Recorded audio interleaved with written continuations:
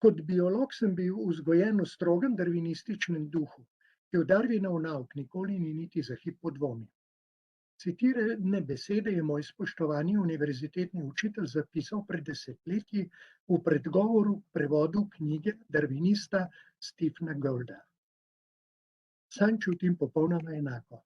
Darwinizem se sprejel kot samo po sebi razumljivo dejstvo, brez pretiranega obremenjevanja z razmislekom o implikacijah te najpreprostejše razlage najbolj zapletenega procesa v resničnem svetu. Vem pa, da vsi ne mislimo enako. Model evolucije živega sveta, ki sta ga pred več kot poldrugim stoletjem predlagala dva viktorijanska prirodoslovca, Charles Darwin in Alfred Wallace, namreč danes buri duhove enako močno, kot jih je ob koncu 50 let 19. stoletja, ko je javnost zanj prvič izvedela. Darwin in Wallace sta namreč razkrila, da je interakcija treh preprostih procesov, in sicer variabilnosti, hiperprodukcije in selekcije, sposobna ustvariti vso prepletenost in navidezno popolnost živega sveta, nekako tako, kot egoizem in tekmovalnost na prostem trgu Adama Smitha pripeljeta do stabilnosti in ekonomskega blagostanja. Nevidna roka trga pa vseeno ni analogen procesom v živem svetu, kjer variabilnost ni predvidljiva, selekcija pa je pogosto kaotična.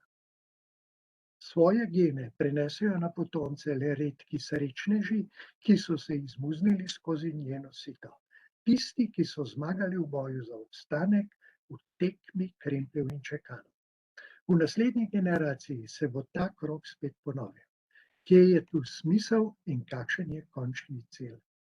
Mar pri vsem skupaj res ne gre za čisto nič drugega, kot za goli prenos genov z ene generacije na drugo.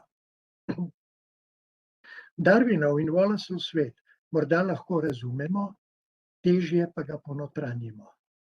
Njun čas so končali velika vojna in krvavi družbeni prevrati, nove ideologije pa so odkrito koketirale z darwinizmom. Če je po letu 1858 postala misel na urejen in smiselen svet naporna, je bila dobrega pol stoletja kasneje še komaj mogoča. Ljudje so vzdihovali počasih pred 1858, ko so si bili še bratje in sestre, še preden so med seboj začeli obračunavati s kremplji in čekani. Tako se jim je vsaj dozdevalo. Darwin-Wallaceova teorija je dobila konotacije, kakršnih si njena avtorja nista nikoli želela.